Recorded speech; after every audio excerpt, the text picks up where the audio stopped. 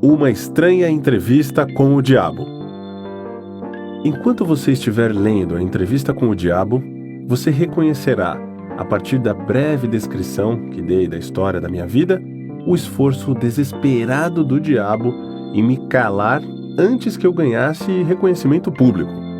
Você entenderá também, após ouvir a entrevista com o diabo, por que a entrevista tinha que ser precedida por essa história pessoal. Antes que você comece a ouvir a entrevista, eu quero que você tenha uma noção bem clara do tipo de ataque que o diabo fez comigo. E lembre-se de que foi esse ataque final que afortunadamente virou o jogo, fazendo com que o diabo ficasse sem saída e tivesse que se confessar. Este trabalho do diabo começou com a crise de 1929.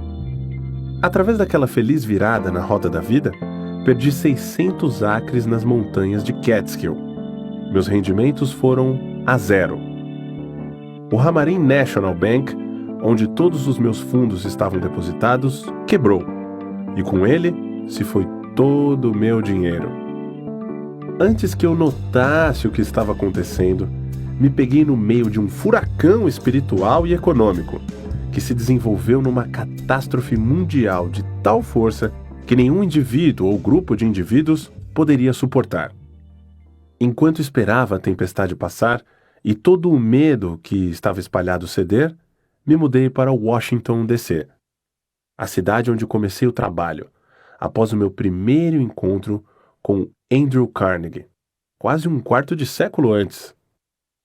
Parecia que não havia nada que eu pudesse fazer, exceto sentar e esperar. Tudo que eu tinha era tempo. Após 3 anos de espera, sem resultados tangíveis, minha alma incansável começou a me empurrar de volta para o serviço. Havia muito poucas oportunidades para eu ensinar uma filosofia de sucesso, quando o mundo à minha volta estava no meio do mais abjeto fracasso e as mentes dos homens estavam preenchidas com o medo da pobreza. Este pensamento veio até mim em uma noite, enquanto eu estava dirigindo o meu automóvel em frente ao Memorial de Lincoln sobre o rio Potomac, dentro da sombra do Capitólio. Com isso, veio outro pensamento. O mundo havia experimentado uma crise sem precedentes, através da qual nenhum ser humano tinha o menor controle.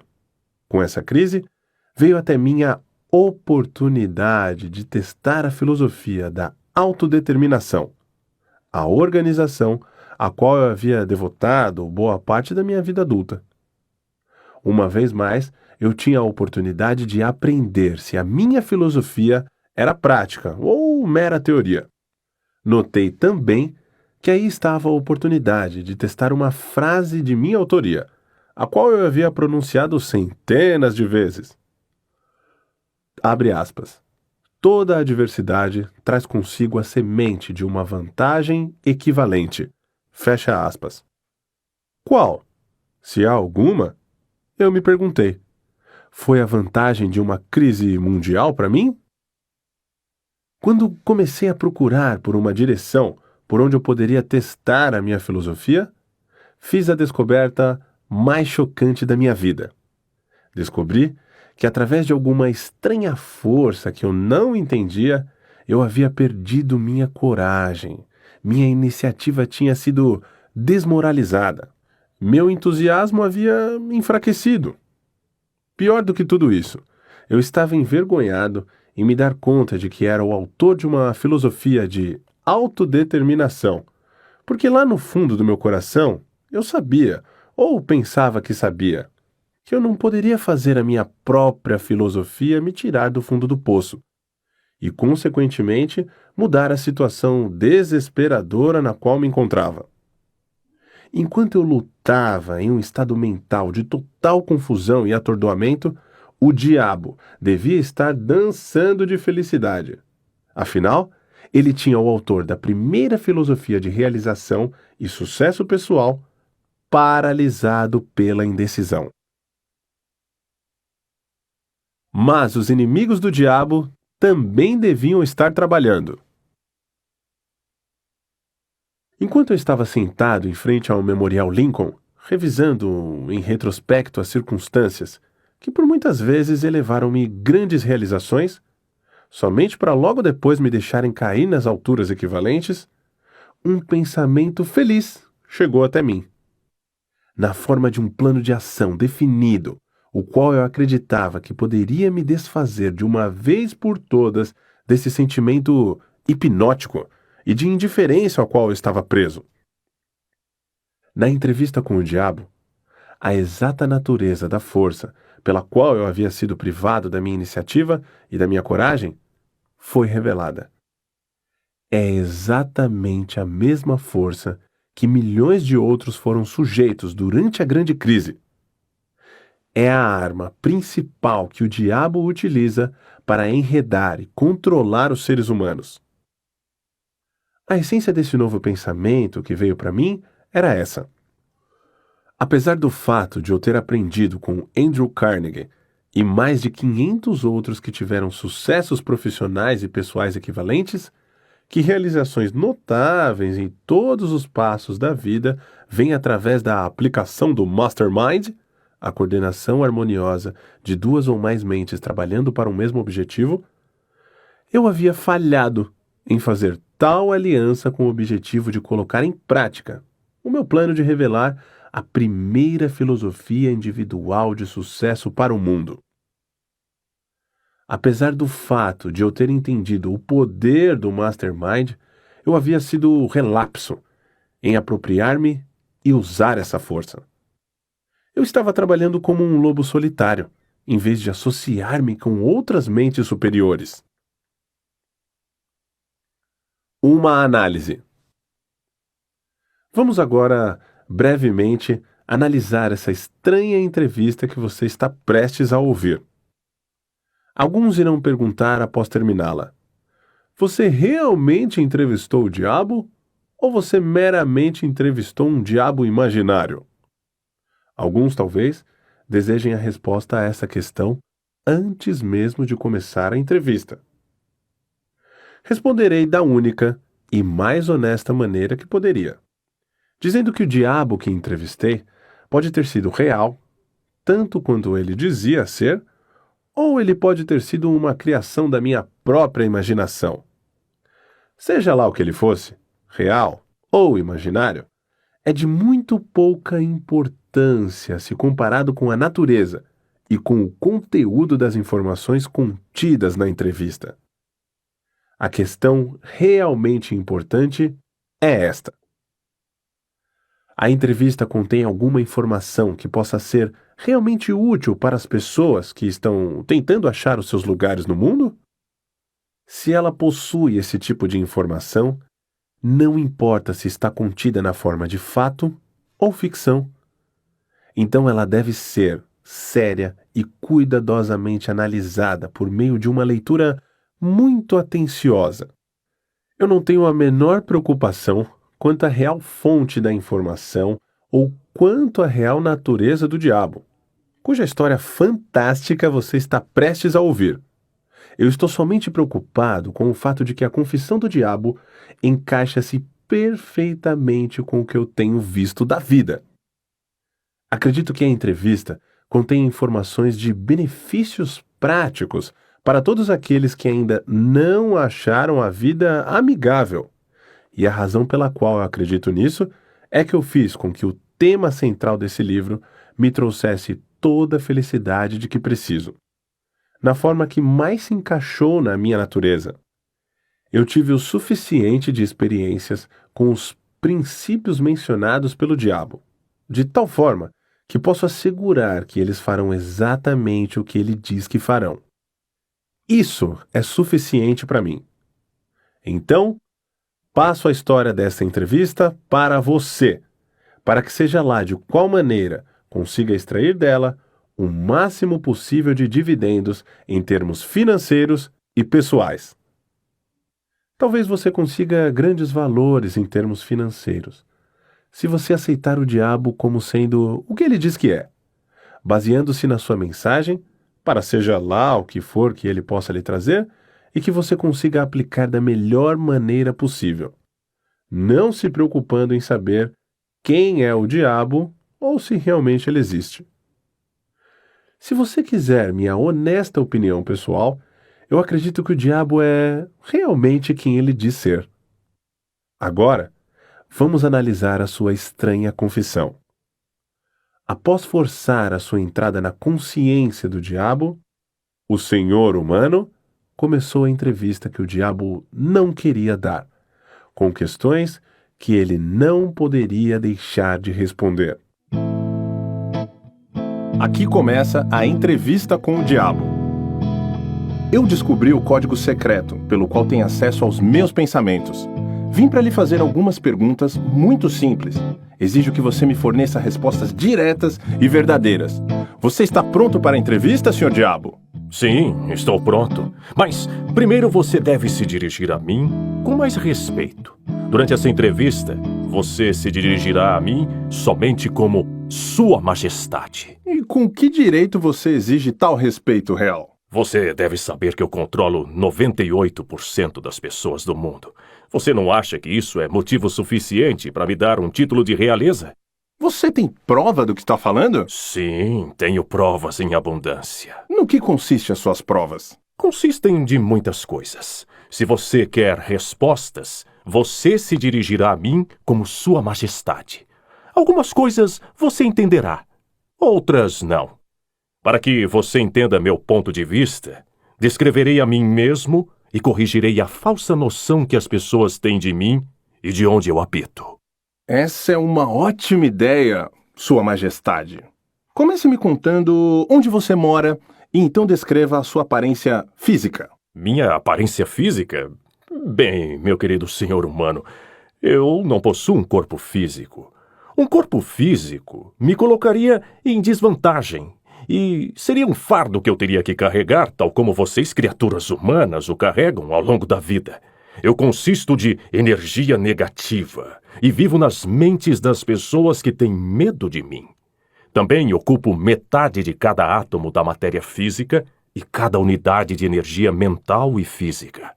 Talvez você entenda melhor a minha natureza se eu lhe disser que sou a porção negativa do átomo. Ah, eu entendo o que você está querendo dizer. Você está preparando o terreno para dizer que, se não fosse por você, não haveria mundo. Nem estrelas, nem elétrons, nem átomos, nem seres humanos. Nada. Não é isso? Verdade, você está absolutamente certo. Bem, se você ocupa somente metade da energia e da matéria, quem ocupa a outra metade? A outra metade é ocupada pela minha oposição. Oposição? O que você quer dizer com isso?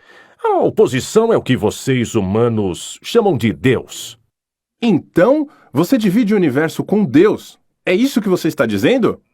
Não é o que eu estou dizendo, isso é um fato.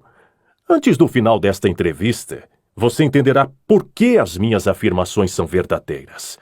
Você também entenderá por que elas têm que ser verdadeiras, ou não poderia haver um mundo como você o conhece, muito menos criaturas humanas como você. Eu não sou nem de perto uma besta com um garfo e um rabo pontudo. Mas você controla as mentes de 98 em cada 100 pessoas. Você mesmo disse. Quem causa toda a miséria desses 98% do mundo controlados pelo diabo, se não é você? Eu não disse em momento algum que não sou a causa de toda a miséria do mundo. Por outro lado, me vanglorio disso. O meu negócio é representar o lado negativo de tudo, incluindo os pensamentos negativos de vocês, humanos. De que outra maneira eu poderia controlar as pessoas? A minha oposição controla o pensamento positivo. Eu controlo o pensamento negativo. Como você assume o controle das mentes dessas pessoas? Ah, isso é fácil. Eu simplesmente entro em suas mentes e ocupo o espaço que não é usado do cérebro humano. Eu planto as sementes do pensamento negativo nas mentes das pessoas e, dessa forma, eu consigo ocupar e controlar o espaço. Você deve ter muitos truques e ferramentas pelas quais você ganha o controle e o acesso à mente humana. Para ser claro, eu emprego truques e meios para controlar o pensamento humano. Os instrumentos que uso também são inteligentes. Vá em frente e me descreva os truques inteligentes, Sua Majestade. Um dos mais astutos instrumentos que uso para o controle da mente humana é o medo. Planto a semente do medo nas mentes das pessoas e, conforme essas sementes germinam e crescem através do uso contínuo dos pensamentos negativos, controlo o espaço que elas ocupam. Os 6 medos mais efetivos são o medo da pobreza, da crítica, da perda da saúde, da perda do amor, da velhice e da morte. Qual desses 6 medos mais o ajuda a assumir o controle, Sua Majestade? O primeiro e o último, pobreza e morte. Em um momento ou outro durante a vida, amarro as pessoas através de um deles, ou até de ambos. Planto esses medos nas mentes das pessoas de forma tão inexorável que elas acreditam que esses medos são sua própria criação. Realizo essa tarefa fazendo com que as pessoas acreditem que eu estou lá, esperando-as no portão de entrada da próxima vida, esperando para julgá-las e puni-las por toda a eternidade. É claro que eu não posso punir ninguém, exceto na própria mente dessa pessoa, através de alguma forma de medo. Mas medo daquilo que não existe é tão útil para mim quanto o medo daquilo que existe. Todas as formas de medo ampliam o espaço que ocupo na mente humana. Sua Majestade, você explicará como ganhou esse controle sobre os seres humanos? A história é muito longa para ser contada em poucas palavras. Tudo começou há mais de 1 milhão de anos, quando o primeiro homem começou a pensar. Até aquele momento, eu tinha o controle sobre todos os homens, mas inimigos meus descobriram o poder do pensamento positivo e o colocou nas mentes dos homens. Aí, então, começou uma batalha de minha parte para permanecer no controle. Até esse momento, eu tenho me saído muito bem, tendo perdido somente 2% das pessoas para a oposição. O que eu posso extrair da sua resposta é que os homens que pensam são seus inimigos. Isso está certo? Isso não está certo, mas está correto. Me conte mais sobre o mundo em que você vive. Vivo onde quer que eu escolha. O tempo e o espaço não existem para mim. Sou uma força que, para descrever melhor para você, deve ser considerada como energia. Meu lugar físico favorito, conforme lhe falei, são as mentes das pessoas. Controlo uma parte do espaço do cérebro de cada ser humano. A quantidade de espaço que eu ocupo na mente de cada indivíduo depende do quanto e de que tipo de pensamento essa pessoa mantém em sua mente. Conforme já lhe falei, não posso, sob nenhuma hipótese, controlar uma pessoa que pense. Você fala da sua oposição. O que você quer dizer com isso? O meu oponente controla todas as forças positivas do mundo, tal como o amor, a fé, a esperança e o otimismo. O meu oponente também controla os fatores positivos de todas as leis naturais do universo, as forças que mantêm a Terra e os planetas e todas as estrelas de forma harmônica nos seus devidos cursos. Mas essas forças são ínfimas em comparação com aquelas que operam na mente humana que está sob o meu controle. Como você pode ver, não tenho nenhuma intenção de controlar estrelas e planetas. Prefiro controlar as mentes humanas. Onde você adquiriu a força? E de que maneira você a mantém? Adquiro a minha força me apropriando do poder da mente dos humanos, conforme eles passam pelo portal no momento de suas mortes.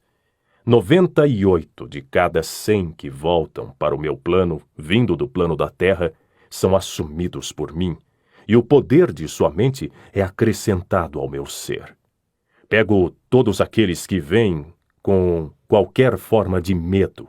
Estou constantemente trabalhando, preparando as mentes das pessoas antes da morte, de tal forma que eu possa me apropriar delas quando voltarem para o meu plano. Você me dirá como você realiza efetivamente esse trabalho de preparar as mentes humanas, de tal forma que você possa ganhar o controle sobre elas? Tenho inúmeras maneiras de ganhar o controle das mentes humanas enquanto elas ainda estão no plano da Terra. A minha maior arma é a pobreza. Eu deliberadamente desencorajo as pessoas a acumular riqueza material porque a pobreza, em si mesma, tira a habilidade dos homens de pensar e os faz uma presa fácil para mim. Outro grande aliado meu é a doença. Um corpo doente desencoraja o pensamento. Aí então, tenho milhares de trabalhadores na Terra que me ajudam a ganhar o controle das mentes humanas. Tenho esses agentes estrategicamente colocados em todos os lugares, independentemente de raça, credo ou religião. Quem são seus maiores inimigos na Terra, Sua Majestade? Todos aqueles que inspiram as pessoas a pensar e agir de acordo com as suas próprias iniciativas são meus inimigos. Homens tais como Sócrates, Confúcio, Voltaire, Emerson, Thomas Paine e Abraham Lincoln. E você também não está me fazendo nenhum bem. É verdade que você usa homens que possuem grandes riquezas? Conforme já lhe falei, a pobreza é sempre minha aliada, porque ela desencoraja a livre expressão de pensamentos e encoraja o medo nas mentes dos homens. Alguns homens ricos servem à minha causa, enquanto outros me atrapalham muito, dependendo da forma como esta riqueza é utilizada. A fortuna do grande Rockefeller, por exemplo, é uma das minhas piores inimigas. Isso é interessante, Sua Majestade. Você pode me contar por que você teme a fortuna dos Rockefeller mais do que a das outras? O dinheiro de Rockefeller está sendo usado para isolar e conquistar a cura de doenças do corpo físico em várias partes do mundo. A doença sempre foi uma das minhas armas mais eficazes. O medo da doença só perde para o medo da pobreza. O dinheiro de Rockefeller está ajudando na descoberta de novos segredos da natureza em centenas de modos diferentes, onde todos esses meios estão sendo utilizados para ajudar homens a terem total controle sobre suas próprias mentes. Esses meios estão encorajando novos e melhores métodos de alimentação, de vestuário e habitação. Esse dinheiro está sendo usado para acabar com favelas nas grandes cidades, lugares onde meus aliados favoritos são encontrados. Está também financiando campanhas por governos melhores e ajudando a acabar com a desonestidade na política.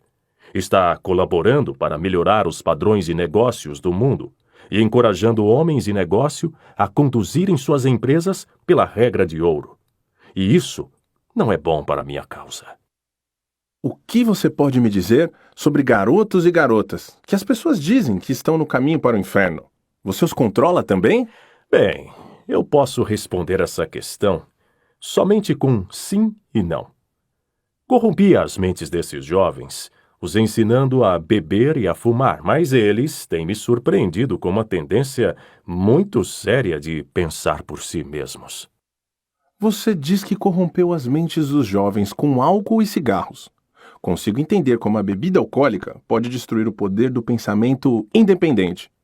Mas não consigo enxergar de que forma os cigarros podem ajudar nessa sua causa. Você pode não saber, mas os cigarros quebram o poder da persistência. Eles destroem o poder da resistência, acabam com a habilidade de concentração. Eles matam e diminuem a imaginação e ajudam em muitos outros meios para que as pessoas não usem as suas mentes da forma mais efetiva. Você sabia que tenho milhões de pessoas, jovens e velhas de ambos os sexos, que fumam 2 maços de cigarro por dia? Isso significa que eu possuo milhões de pessoas que estão gradualmente destruindo seu poder de resistência. Um dia, adicionarei ao seu hábito de fumar cigarros, outros hábitos destruidores de pensamento, até o momento exato de ganhar o controle de suas mentes. Hábitos vêm em pares, em trios e em quartetos. Qualquer hábito que enfraqueça a força de vontade de uma pessoa também abre portas para outros hábitos negativos possuírem a mente dessa pessoa. O hábito do cigarro não somente diminui o poder de resistência, como também desencoraja a persistência, além de enfraquecer outras relações humanas. Nunca pensei que cigarros pudessem ser uma arma de destruição, Sua Majestade. Mas a sua explicação dá um novo enfoque no assunto. Quantos se entregam a esse hábito destrutivo de que você tanto se gaba? Eu estou orgulhoso dos meus números. Milhões agora são vítimas. E o número cresce dia a dia. Em breve, devo ter a maior parte do mundo entregue a esse hábito. Em milhares de famílias tenho seguidores desse hábito, incluindo cada membro da família. Garotos e garotas, muito jovens, estão se entregando a ele. Eles estão aprendendo como fumar apenas observando os seus pais, irmãos mais velhos e irmãs. Qual dos dois você considera a maior arma para ganhar o controle das mentes humanas? O cigarro ou a bebida? Sem hesitar, eu diria o cigarro. Uma vez que eu consiga que um jovem junte-se ao clube de 2 maços por dia, não tenho problema algum em induzir essa pessoa a começar a beber, a se esbaldar no sexo e todos os outros hábitos relacionados com a destruição do pensamento independente e da ação. Sua Majestade, quando comecei essa entrevista, eu tinha uma noção totalmente errada a seu respeito. Pensava que você era uma fraude e um tanto quanto irreal. Mas agora vejo que você é muito real e realmente muito poderoso. A sua desculpa é aceita. Mas você não precisa se preocupar. Milhões de pessoas já questionaram meu poder e a maior parte delas eu peguei no meu portal assim que elas fizeram a passagem. Não peço que ninguém acredite em mim. Prefiro que as pessoas tenham medo de mim. Não sou um mendigo. Consigo tudo o que eu quero pela inteligência e pela força. Mendigar para que as pessoas acreditem nos meus princípios não faz parte da minha natureza, e sim da minha oposição. Sua Majestade, por favor, me perdoe se eu estiver sendo rude, mas eu não seria capaz de me olhar no espelho novamente se não lhe dissesse, aqui e agora, que você realmente é uma desgraça. Por que se aproveita de pessoas inocentes? Sempre tive o conceito errado a seu respeito. Eu pensava que você era gentil o suficiente para deixar as pessoas em paz enquanto elas estivessem vivendo. Que você torturava suas almas somente após a morte. Mas agora eu vi, pela sua própria confissão, que você destrói o direito ao livre pensamento e faz com que as pessoas vivam um verdadeiro inferno na Terra. O que você tem a dizer em relação a isso? Eu consigo o que quero exercendo o autocontrole. Não é tão bom para a minha causa, mas sugiro que você me imite em vez de me criticar. Você se auto-intitula um pensador, e você realmente é, pois, de outra forma, nunca teria me forçado a confessar minha natureza numa entrevista como esta. Mas você nunca será o tipo de pensador que me amedronta, a não ser que você consiga ganhar e exercer total controle sobre suas próprias emoções. Bem, vamos nos afastar desse assunto de personalidades. Vim aqui para aprender mais sobre você, e não para discutir ao meu respeito. Por favor, vamos em frente e me conte. Quais outros dos muitos truques que você tem para ganhar o controle da mente humana? Qual sua arma mais poderosa exatamente agora? Essa é uma questão difícil de responder. Tenho tantos meios e instrumentos para entrar e controlar as mentes humanas que é difícil dizer qual é o mais poderoso. Exatamente neste momento, estou tentando fazer uma nova guerra mundial. Os meus amigos aqui em Washington estão me ajudando a envolver os Estados Unidos nessa guerra. Se eu conseguir fazer com que o mundo comece a se matar de forma maciça, serei capaz de colocar em ação o meu instrumento favorito para o controle da mente.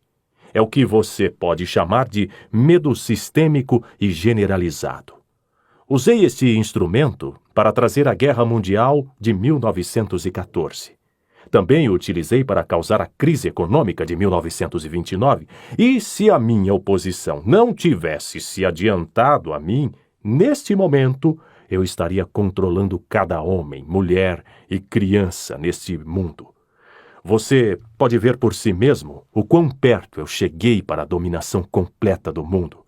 Aquilo porque venho lutando para conseguir há milhares de anos. Sim, estou entendendo. Quem não entenderia?